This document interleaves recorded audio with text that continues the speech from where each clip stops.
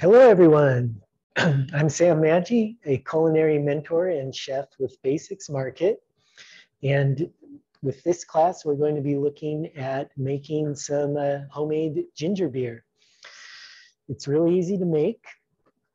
And with just a few steps and a little bit of time, you've got yourself some fizzy, bright, and spicy beverage that you can add all sorts of stuff and make nice colors and flavors. If you have any questions as we go along, just type them into the Q&A box.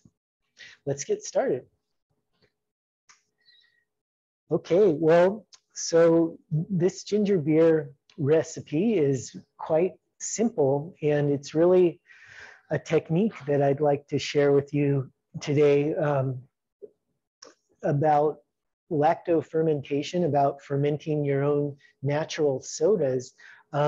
Ginger beer is part of a group of carbonated beverages called sour tonics sometimes, and you can make drinks, from turmeric root, ginger root, of course, all sorts of things by fermenting them and just feeding them a little bit of sugar and water. So this ginger root has a lot of lactic acid and yeasts all over the surface, as does every living organism, but some organisms have greater concentrations. So ginger root is one of those organisms. And so especially on the skin, there's a lot of lactic acid and these special certain yeasts which help promote fermentation, carbonation, and these are the same things that occur in sourdough, kimchi, yogurt, these sorts of things. So what we're doing is we're creating an environment where these lactobacillus and yeast can thrive, and then what they're going to do is populate that environment and create bubbles, and that's where we get our natural carbonation. So before there was, mass-produced sodas where you have a syrup, like a syrup, a flavored syrup, and you're introducing carbonation, you're growing this carbonation naturally, and this is really good probiotics. So it's kind of similar to like kombucha, and kombucha making is a little similar to ginger beer as far as some of the technique goes. But of course, with kombucha, you have the SCOBY, the symbiotic community of bacteria and yeast, which ends up in kind of a disc, and that works to carbonate. And here we're creating, as I mentioned, an environment using the ginger root. Yes, a question. Rick would like to know if this is alcoholic ginger beer. So ginger beer, it can turn alcoholic, and that's sort of up to you. And we'll talk a little bit about amounts of time that you have in the bottle and in the fermenting vessel.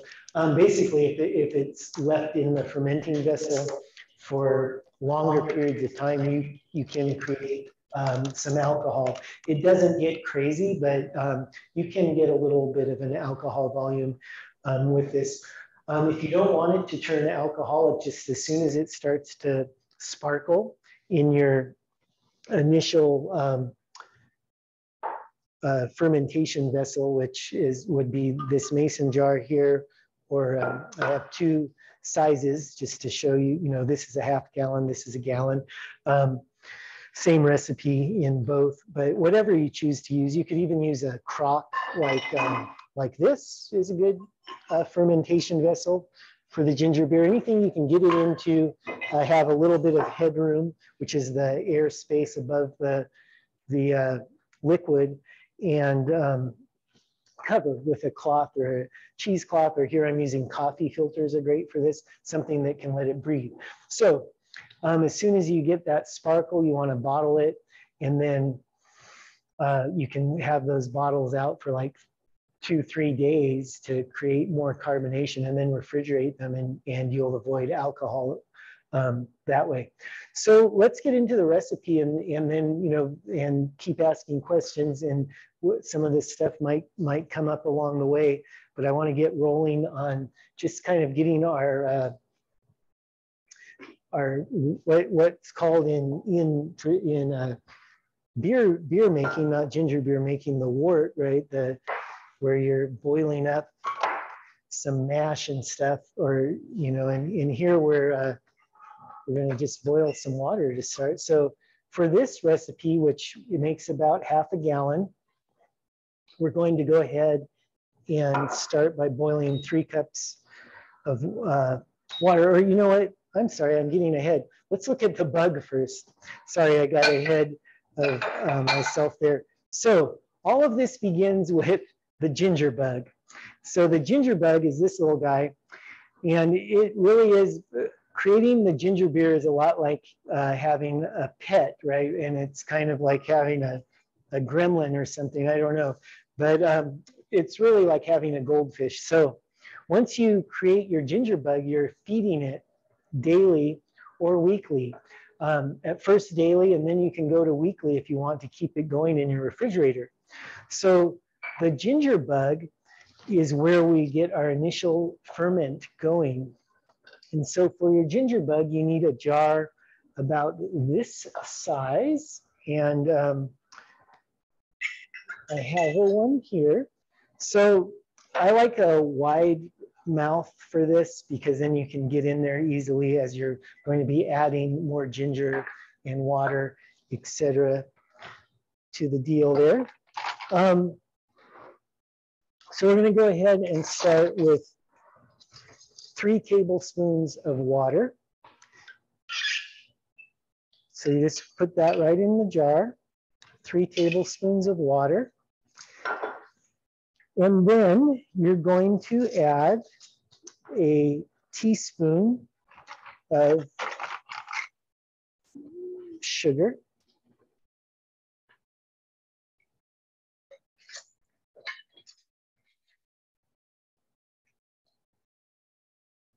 And then we're going to add a tablespoon of grated ginger. So for the bug, you want to use grated ginger. So always use organic ginger when you're making ginger beer, as non-organic ginger has been irradiated, and that kills a lot of this good bacteria, which we're trying to foster here and grow. So look for organic ginger. And because it's organic, and because all that good stuff is on the peel here, you just want, you don't want to peel it, but you just want to rinse it, and then you're going to grate it. And the best way to grate it that I found is like a microplane, something like this, but you can use like a cheese grater, something like that also. And we're looking for about a tablespoon here. And you just want to get a nice fine grate. So we're going to go ahead and we grate a tablespoon off, and then you can go ahead and keep your clean nub handy, right? And for the next day, which, you know, tomorrow we're going to do it again. So you just want to kind of swirl that together, and then you can go ahead and get your piece of cheesecloth or cloth, just something that will breathe. And again, nice coffee filter is good. And I like to use unbleached coffee filters. Just, I don't know, I mean, I've used bleached as well, and it seems fine, but I just think, well, you might as well, bleach kind of kills stuff, right? And we're trying to create life here. So sometimes I think, well, maybe better just to use unbleached. So that's what I do. And then I just, rubber bands or hair bands are pretty easy. Twine is good. You can use cheesecloth and twine if that's what you've got around, but handy rubber bands and coffee filters are super handy. Okay, so that would be day one, and I just leave this in sort of a somewhat warm environment. One thing is when you're fermenting like this, you want the environment to be room temperature, and that room temperature it's best if it's like over 70 degrees. I'm in a new room, a new space here. I hadn't fermented in this space before, and the ginger beer is taking a long time, and I finally dawned up on me that it's a pretty cold room. And in fact, this afternoon I threw one jug out into a really warm area where kind of a front sun porch, if you would, sort of area that was really warm, hoping that it would speed up the ferment. And I think it did a little bit just because things were moving so slow. So at home, I have a designated cupboard for fermentations. I have my kombucha up there right now, and it's above my stove actually, and it just stays nice and warm. And then I close the door. So I think the ginger beer likes a kind of a quiet space, like a cupboard, something like that. But again, that's probably a lot more to do with me than the ginger beer, but you don't want direct sunlight on it necessarily, intense heat. Yes. A couple of questions. Alice would like to know, can you use candied ginger? And Rita would like to know, any kind of water? Could it be tap water? Should it be non-chlorinated water? Yeah, great questions. Candied ginger will not work, and you really want the freshest ginger you can find, and you really need that peel to get that lactic acid and those yeasts off of it. But so the difference between, say, a ginger ale and a ginger beer is a ginger ale is the modern kind of soda pop version, and I do believe Canada Dry was the first to do this, and they make a syrup, a ginger syrup, and then just add carbonated water to it. And so with like candied ginger, you could do something like that where you just boil a bunch of candied ginger, get a decoction of that, and then add sparkling water, and you'll have a ginger ale. Ginger beer is where we're actually fermenting it, again, with lacto fermentation. And so it's the candied ginger won't work. And then that does bring us to the water. So while we're talking about water, I'm going to boil some. So for this recipe, we're using 3 cups, and I am just using tap water. Now, we're around the Portland area here, and Portland has famously good water for brewing, and that is one reason why there are so many breweries around the Portland area, because of the water. So water quality, depending where you live, you can check, with your local water board, whatever, you can see levels of stuff. A real chlorinated water is, just like my thing about the bleached coffee filters over the top, yeah, chlorine is going to mess up your ferment. So you want the cleanest water you can get. Now, I've used municipal water. I've used it. I used it in Portland and here where I am now, outside of Portland, and I've had good luck. But if you can use, if you're worried about your water having too much chemical in it, you can use a bottled water, a jug of water, spring water, something like that, and that way you don't have to worry about that factor. Okay, so we're just going to bring this water to a boil, and while it's coming up, I'm going to add half a cup of sugar. So we'll go ahead and add this half cup of sugar in.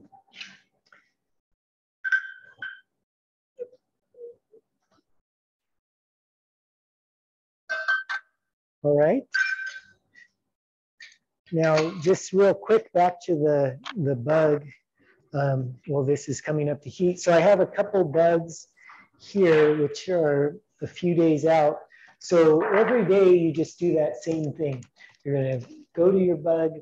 You're going to feed it 3 tablespoons of cool water, a And I don't know if you can see this, but we have a lot of nice bubbles going on here.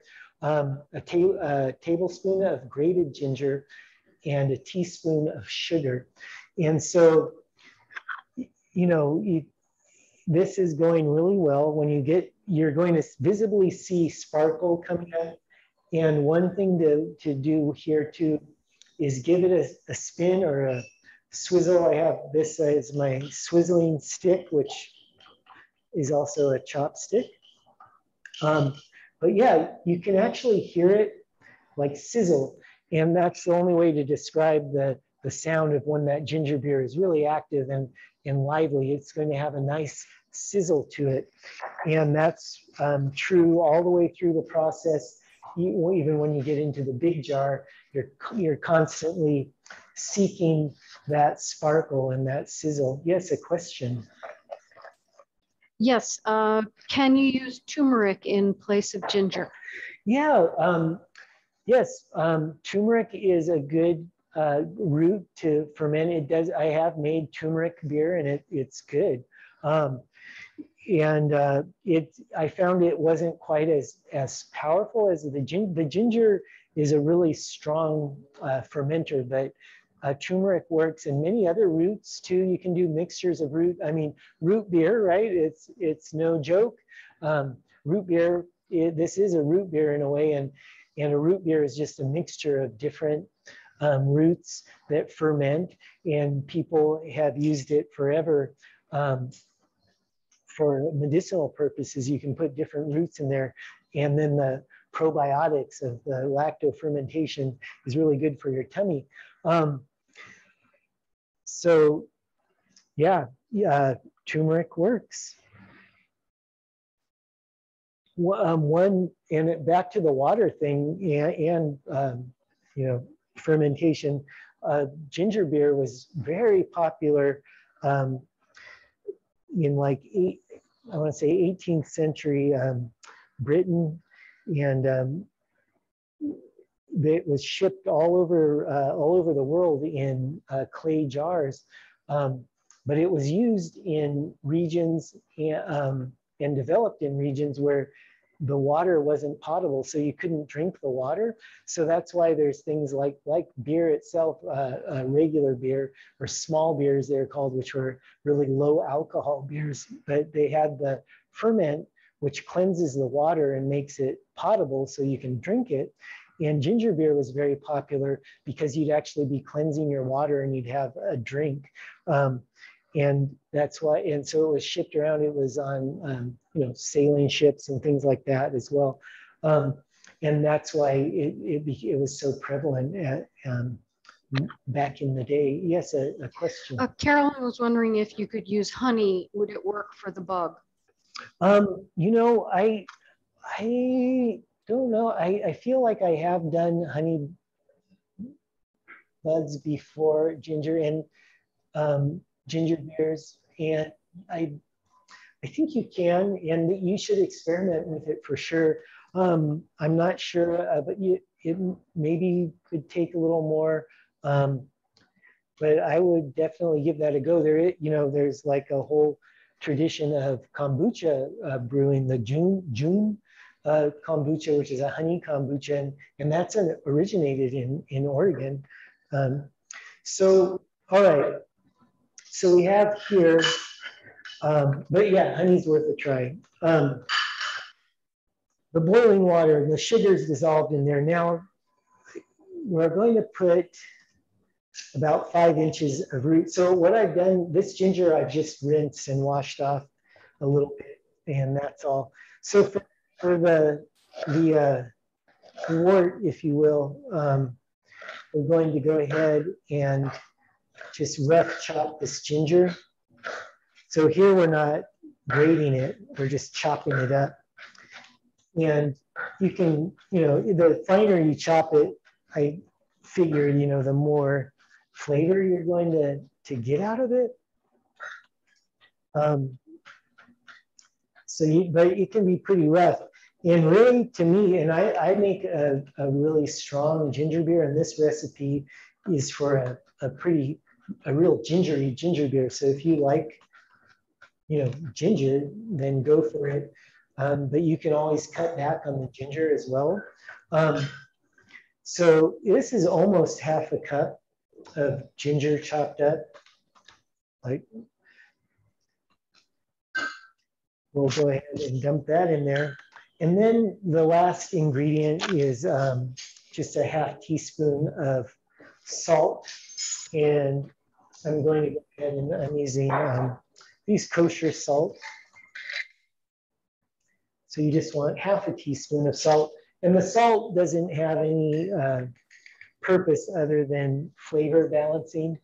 So the salt is optional, but it does kind of balance your flavor out a little bit.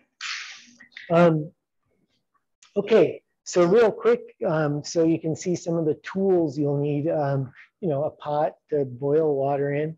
And so we're gonna let this just kind of simmer for, you can go up to like 10, 15 minutes, but, or as little as 5. And again, it depends how strong you want that. And it will continue to sort of seep. But what I like to do is kind of boil it down a little bit. So it can go like, I'll probably go 10 minutes. And what you get then is almost like it's called a decoction, and it's a concentrate of the ginger. And the sugar, and it gets nice and dark. And then you're just going to bring the level back up with cold water. And that's it. That's also how you cool the ginger beer down in order to introduce your bug, because you can't introduce the bug until your ginger brew is nice and cool. Otherwise, it'll just die. It's just like making bread and something like that, where you just want that kind of tepid, just kind of room temperature water to work with, or here the brew of the ginger beer. Okay, so then let's go ahead and look at fermentation vessels. So we looked at them a little bit earlier, and my favorite is just a gallon jar. If you can get a hold of a big pickle jar, a gallon jar like this, I like it because you have some room here and to work with, and it can get really bubbly, and it does sometimes. This is not that time. The thing about fermenting stuff is, you're always in flux, and you have to be flexible and work with your ferment. And like I said, it was cooler than I expected in here, so things aren't quite as far along as I would like, but eventually we should have a pretty good head of bubbles on this, and that's ideal. And that can happen if you have a good environment and good starter, the bud, and good water and all that. Things are going to happen quickly, and it can even happen overnight or 2 days, 3 days, but it can take up to a week before you see sparkles. So don't get discouraged if you don't see things happening right away in your ginger beer fermentor. Okay, so let's say this is gone for 10 minutes or whatever, and I'm going to go ahead and put this on a back burner to finish. And then I have already cooled. So I made this earlier, and you can see how nice and dark that got. And so that's some really good color. And so we'll come back to this big jug in a minute, but for now, what I have is a little bit of a smaller guy, the ½ gallon. And this recipe will fit fine into a ½ gallon jug. And so other tools you can use here, you might want a couple funnels, one for bottling, which would be a kind of one of these guys. And then one for, one for throwing across the room, one for going into the jug. And then, now I'm awake, and then that goes in there. So this is nice and cool now. And now we're going to go ahead and add the rest of our water. Now this one, this half gallon is handy because it actually has marks on it. So we're going to want a total of 8 cups. Now, if I'm going into a vessel that doesn't have marks on it, I could go ahead and pour my decoction into a cup measure. And I see here I have 2 cups. So I would know that I want to add 6 more cups to create that 8 cups or half a gallon. So that's all you really need to know, because if this goes down even, even to less than 2 cups, you're still okay. I think 2 cups is about ideal for your decoction with this formula. But if it goes lower, you're just going to, it's just more concentrate and you're just going to bring it up with more water. But I am going to go ahead and use the handy markings here. Now, I'm not going to go quite all the way to 8 cups because I can always fill in more later, but I want to make sure that there's room for that half cup of my active bug. So my little bud, my little buddy, as we say. All right, so I'm going to go and put that half cup in there, and it's nice and foamy, half a cup, and that goes in. So now we've inoculated our ginger beer with the bug, and we're going to hope that it just takes over and creates all that great sparkly ginger beer. Now, the next thing and the other ingredient, and this is another optional one, but a really good one, is the lemon juice. And the lemon juice, again, it's going to balance the flavor nicely. And I think that the lemon adds certain antibacterial properties that, but it doesn't harm the activity of the brew or the ferment. So I like to add the lemon juice. And for this, we'll get a cup measure. And we're looking for half a cup, which is usually about 2 lemons. So 2 lemons should be on your list for materials.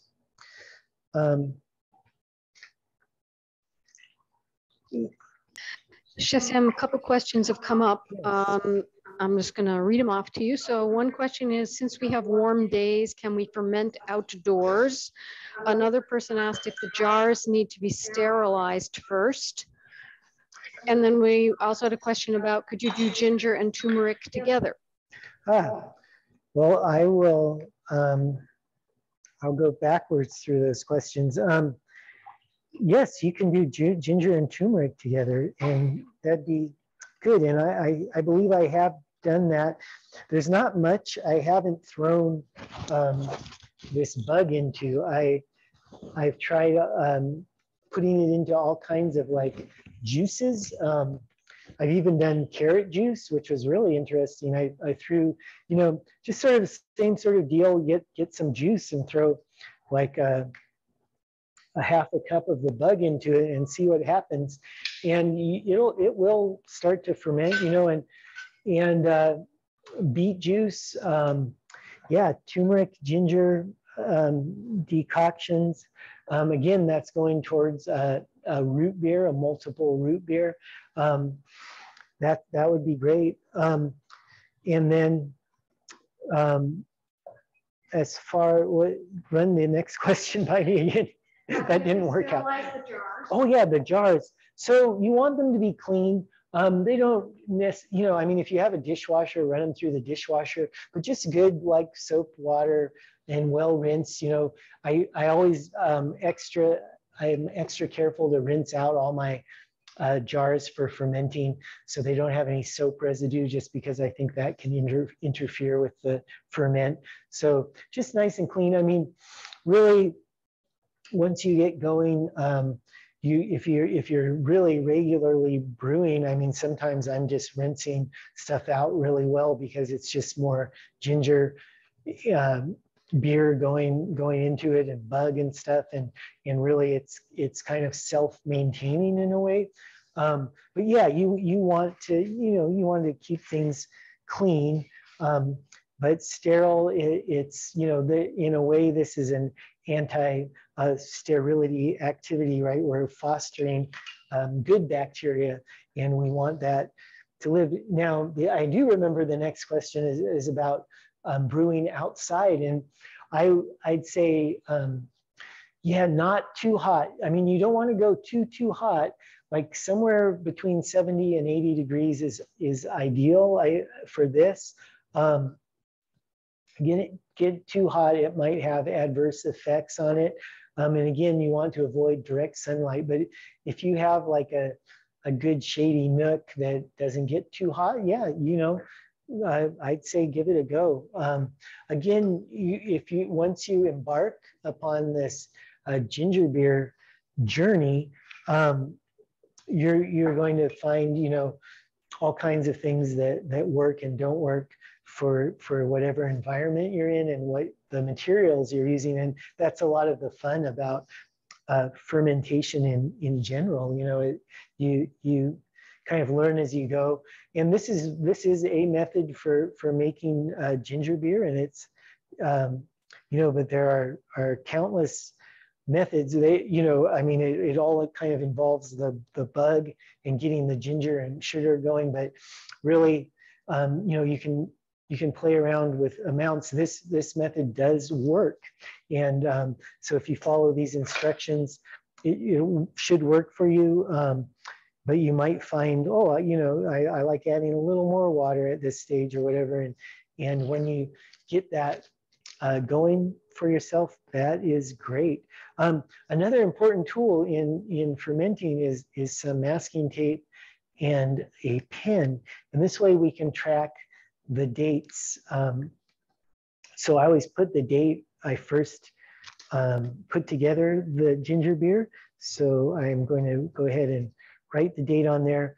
And then if I've put some other flavorings, like say this was a ginger turmeric beer, I might note that on there just so I can track it, see what's going on. And this will just give me an idea of how many days I've been going in the jar in case I lose track.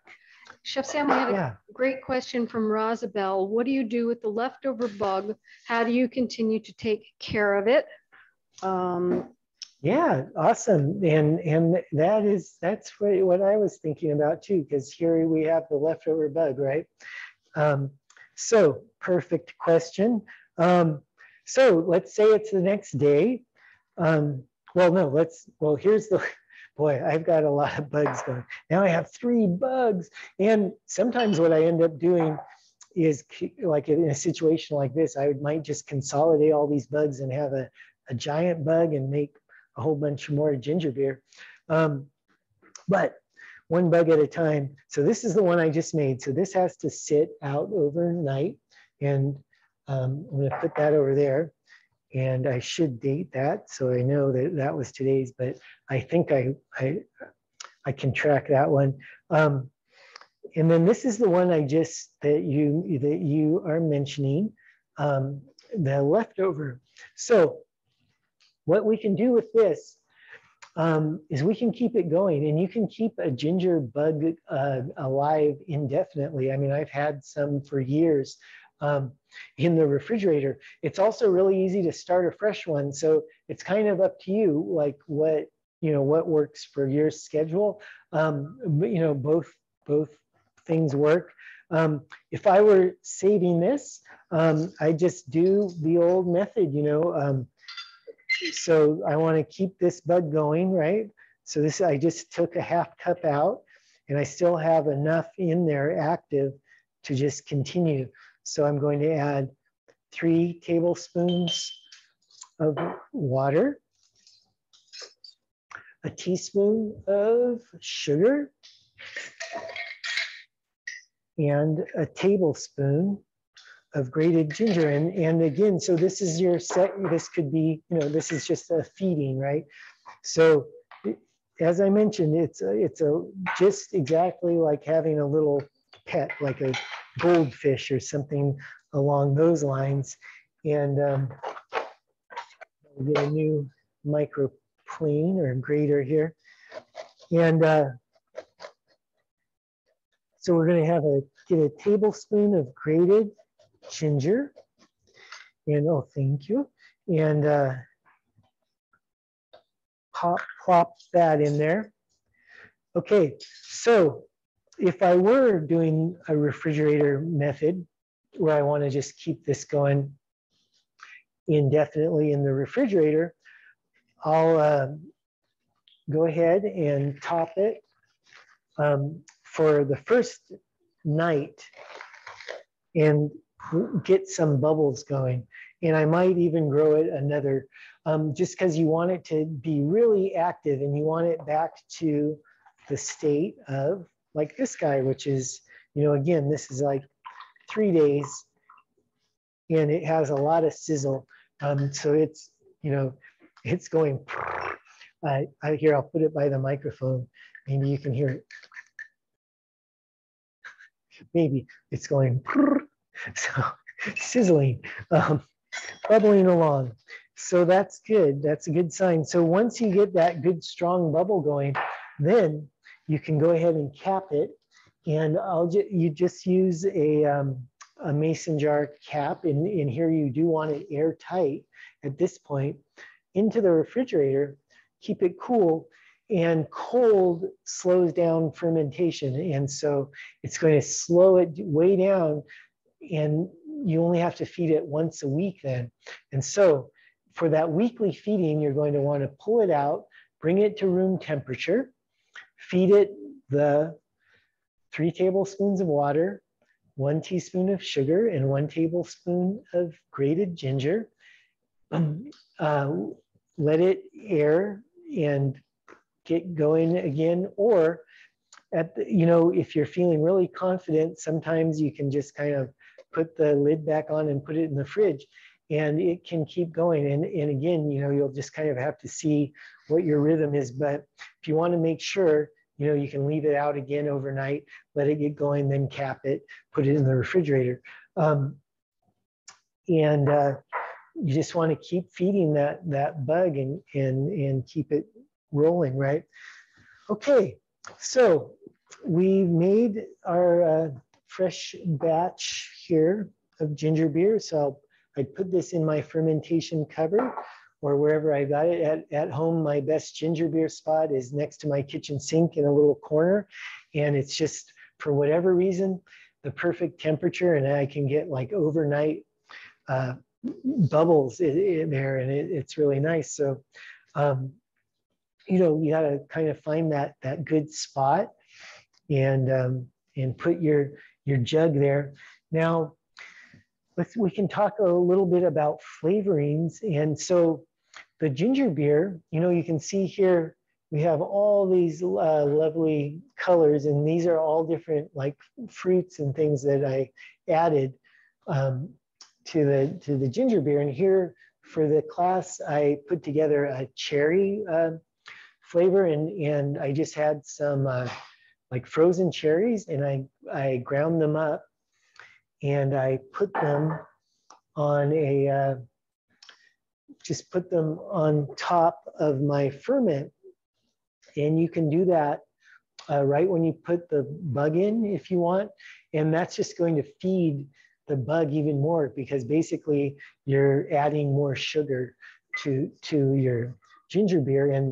And the bug, that lactobacillus, just loves to eat that stuff. And as it eats, it's expelling the gases, which become bubbles and carbonation.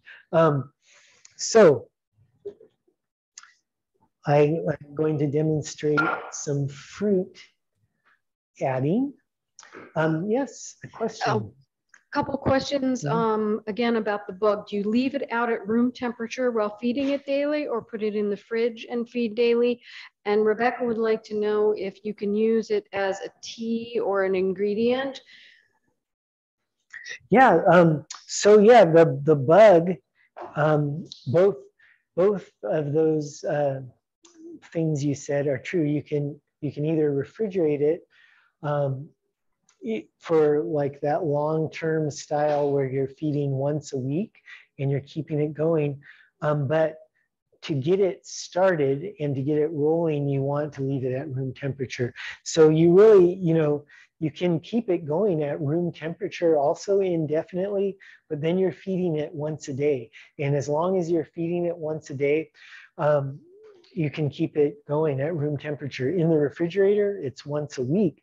Now, the danger with keeping it at room temperature, which is really tempting because it's nice because it's always going and it's right here. But what's happened to me in the past is I don't have time to get my brew going, to make the ginger beer itself, and I'm just feeding the bug, and so I get this bug that is just growing and growing and growing. So that's, you really have to use it if you're feeding daily, because it's going to grow that much quicker than if you're feeding it once a week in the refrigerator. So can you use the bug for tea or as an ingredient for something else? The bug itself, well, you can you can try throwing it in different things and getting a ferment. You could try throwing it in a sweet tea and see what happens, which, is sort of what we're doing here, but, you'd see how far that bug will go. As I mentioned earlier, I've thrown the bug into all sorts of juices, vegetable juices and fruit juices, apple juice, just to see what would happen. And it'll get things going. And sometimes there's too much sugar and you end up with something that gets a little alcoholic. But it's always interesting, the results. And sometimes it gets weird. Like once, I really have thrown it in just about everything. Once I got the idea I had a bunch of extra melons, so I juiced a bunch of melons and threw it in the melon juice. And that was really weird, but it did bubble and stuff, but if I remember, it didn't taste the greatest. So anyway, here I'd like to show you, I have some fruit here. This is something I had on hand, which was like a tropical fruit mix. It's basically mangoes and strawberries and maybe some pineapple, I think. But it sort of captures the flavor and the colors of the tropics maybe. But I just took a good handful of that frozen fruit, put it in a blender or food processor, and got it all whacked up. And then, so I didn't measure, but anything like from a half a cup, which that is, and looks like I have an entire cup here, which I'm just going to put in. It really, it's just like up to you how much fruit you want in there. And this is really going to make this particular this ferment take off, because it's going to get fed a nice bunch of fruit there, fruit sugar, and I bet by tomorrow it's going to be bubbling away like crazy. So we'll go ahead and do that with that, and it should get a nice color. Yeah, let's have a look at this cherry guy real quick. So just for fun, what's fun, funner than making ginger beer is drinking it? I don't know. But this was the cherry, and I don't know if you can see the sparkles, but it's sparkling pretty good. It's kind of hard to show. But basically you have these tiny bubbles like champagne bubbles, and it's quite nice.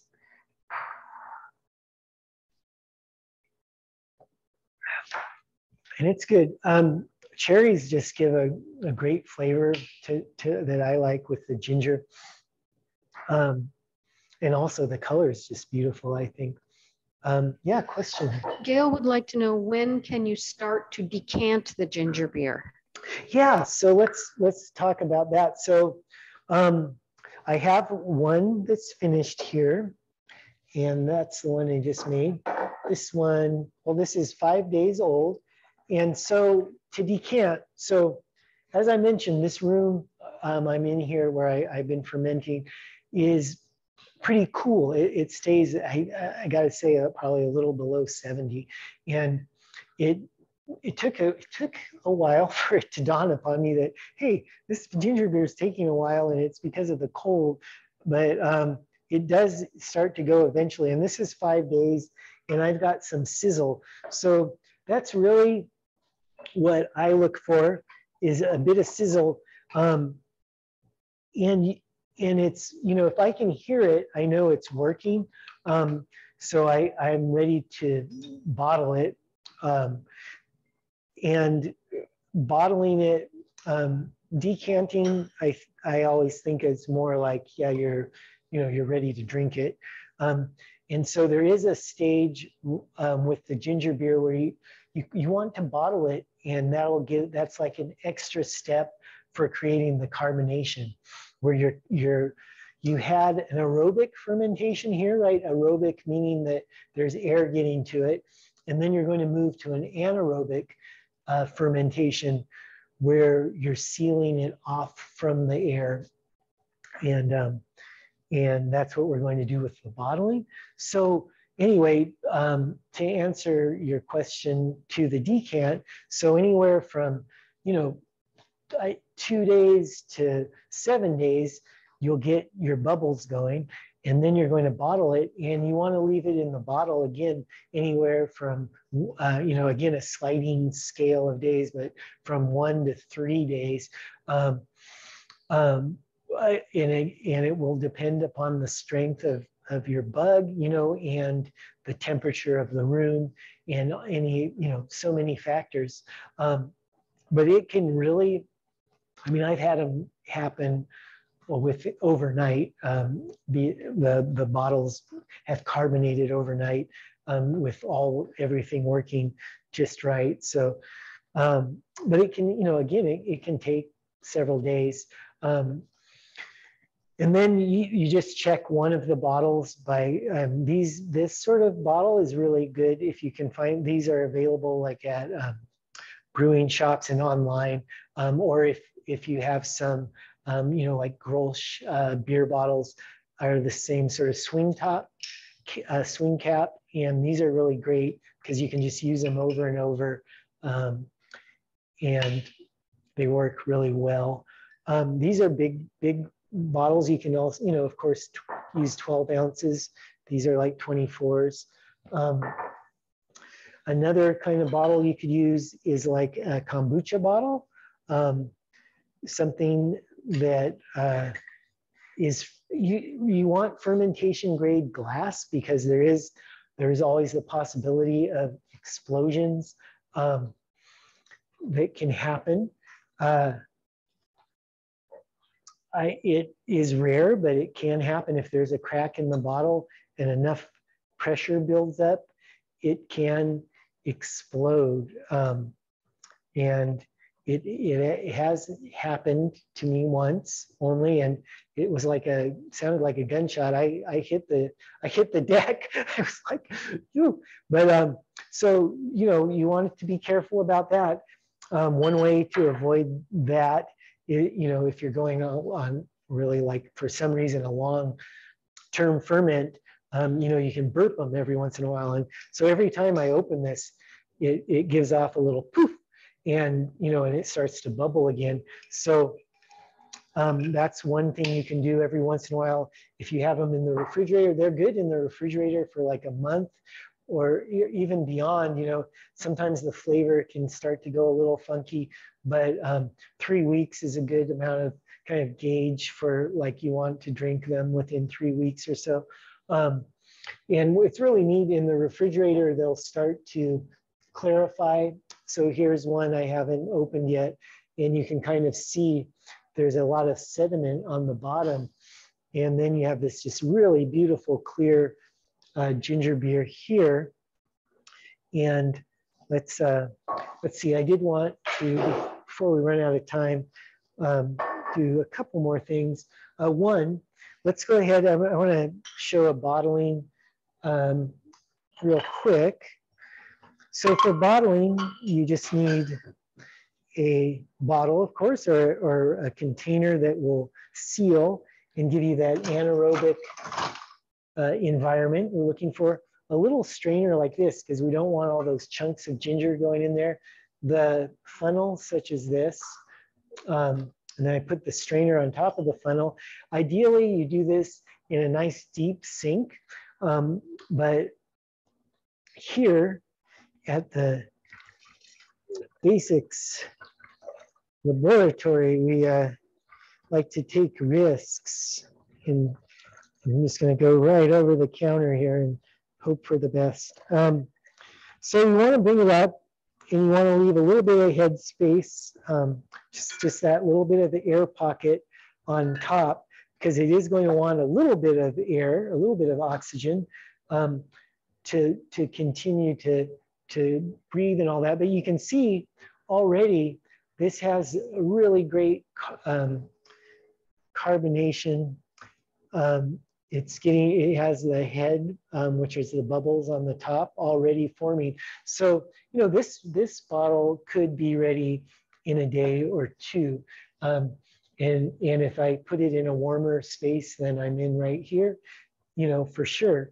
Now, what I like to do, and again, this is optional, but if you want to give it another feeding, it really helps, I have found, to add another little bit of sugar. And this is a low sugar ginger beer recipe in the first place. So adding a little sugar at this point was sort of like my idea with keeping the boil sugar down low, because then we can add more at bottling. And this readily available source of food for the lactobacillus is really going to increase our carbonation. So I usually, for this big bottle, I'm going to go ahead and put half a teaspoon. If these were 12-ounce bottles, I just put a quarter teaspoon of granulated sugar into each bottle. And yeah, like that. And then you just seal it up. And then again, it's good I date the day I bottle, and then what, you know, any flavor distinction on there. And that's my label, or your label can say whatever you want to distinguish it. But it's good to have the date on there, just because if you have it long-term refrigeration and all that, you know which batch and how long it's been hanging out. So this will stay at room temperature until it gets nice and sparkly. And so to check the sparkle, yeah, this one's already going great. So I bet this will be bubbly by tomorrow, real bubbly. Yeah, sorry, question. Yes, after 3 or so weeks decanted in the refrigerator, if you drink it, can it make you sick? Diane would like to know. No, it should not make you sick. In fact, it should make you well. This is a really healthy probiotic beverage. Oh yeah, I was going to just a quick, like if you're interested in fermentation and this sort of thing, this is a great book, The Art of Fermentation by Sandor Katz.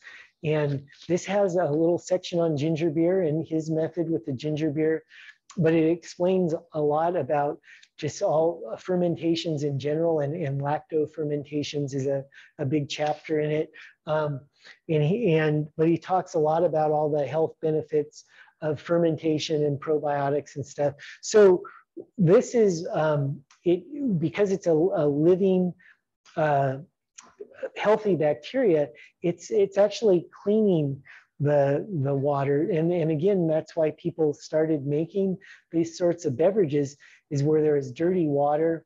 You know, you could, if you fermented it with the lactic acid, it cleans the water, and then they're able to drink it.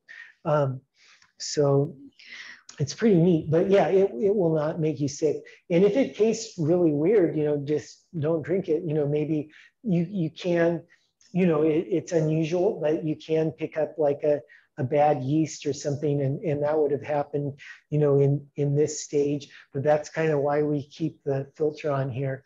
And you want to keep that filter on there so only the air is going in there and your ginger bug and what, you know, and here I have the fruits that are safe there.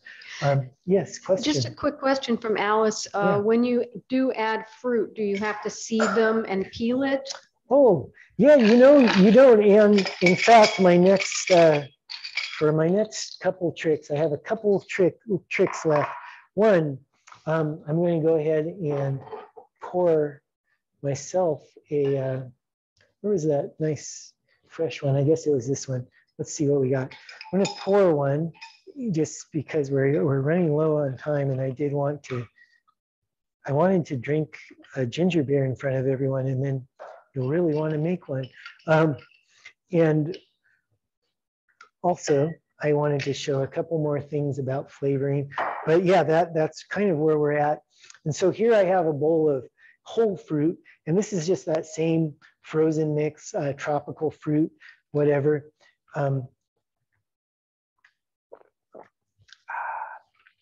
That was in the freezer, and I ground some up, and that's in this guy. And just for fun, even though I started bottling there, I'm going to throw some into here. And you can see I just have like whole strawberries and stuff. But yeah, you don't have to seed and peel and all that. It's just, you know, you get that pulp in there, whatever you've got, and it will work. I also make kombucha regularly. And so last night I was working on kombucha, and I had some frozen pineapple that had gotten really ripe, and I just cut it up and froze it. And I had all these little pieces, and I just threw it on top of my kombucha. And so that's after the initial ferment, and then my secondary ferment, I flavor it sometimes. And so when I get home, I'm going to have pineapple kombucha, which will be great. But you can see, yeah, just some pieces of fruit in there will add some flavor and some more sugars, but not necessary. Just the pure ginger beer straight up is great. Of course, people like to use ginger beer as a mixer for cocktails and mocktails. Mocktails are a big thing in my house. My kids love making mocktails, and we'll use ginger beer. And add other stuff to it, and it's really good. Now, the other way to flavor your ginger beer is when you go to bottle. So say we just, you know, we bottled that one, and say we just bottled this one, is just some fruit juice. Mango is really good. This is papaya, which, you know, I'm sure I've done it, but it's been a while. But I'm just going to top it off.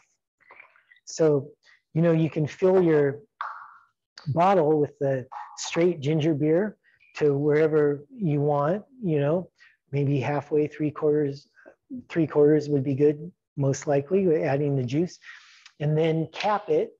And then you don't necessarily need to add the sugar because you're getting a lot of sugar from the juice. So you don't have to add that half or quarter teaspoon of sugar, depending on your bottle size. And then you have nicely flavored in whatever direction you want ginger beer as well. And you get some more cool kind of colors in there, right? So that's sort of what I've got on ginger beer today. Please, you're welcome to ask more questions online. We have ongoing online question answering on our website, basicsmarket.com. And you can visit us there for recipes and classes that we've recorded and posted, and tips and tricks and all that stuff. And please visit our markets, Basics Markets, for materials to make ginger beer. And at this juncture, I will say, happy fermenting.